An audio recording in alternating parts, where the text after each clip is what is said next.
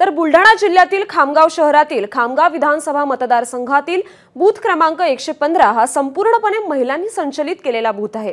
विशेष म्हणजे या बूथवर कर्तव्यावर असलेल्या सर्व महिला पहिल्यांदाच निवडणूक कामाच्या कर्तव्यावर आहेत।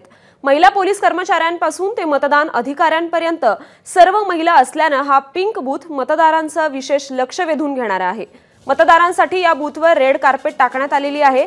विशेष सजावट करून या पिंक बूथवर मॉक पोल घेण्यात आला। याचा आढावा घेतलाय आमचे प्रतिनिधी डॉक्टर संजय महाजन यांनी। महिलांच्या समानतेसाठी आणि महिलांच्या सन्मानासाठी भारत निवडणूक आयोगाने महिलांसाठी विशेष बूथ निर्माण केलेले आणि तो बूथ आहे पिंक बूथ। खरं तर या संपूर्णपणे महिला संचालित बूथ हे असतात। आपण आता या ठिकाणी बुलढाणा जिल्ह्यातील खामगाव विधानसभा मतदारसंघातील अशाच एका बूथ क्रमांक 115 वर आहे, जो की संपूर्णपणे महिलांनी संचालित केलेला आहे।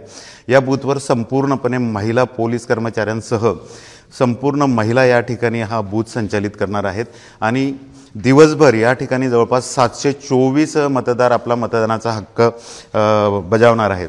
खरं तर या सर्व महिला पहिल्यांदाच निवडणूक आयोगाच्या कर्तव्यावर आहेत, निवडणूक कर्तव्यावर आहेत आणि त्यांचा जर आत्मविश्वास बघितला तर मोठ्या आत्मविश्वासाने या सर्व महिला या बूथवर आता काम करणार आहेत। आपल्यासोबत या मतदान केंद्राच्या केंद्राध्यक्ष आहेत।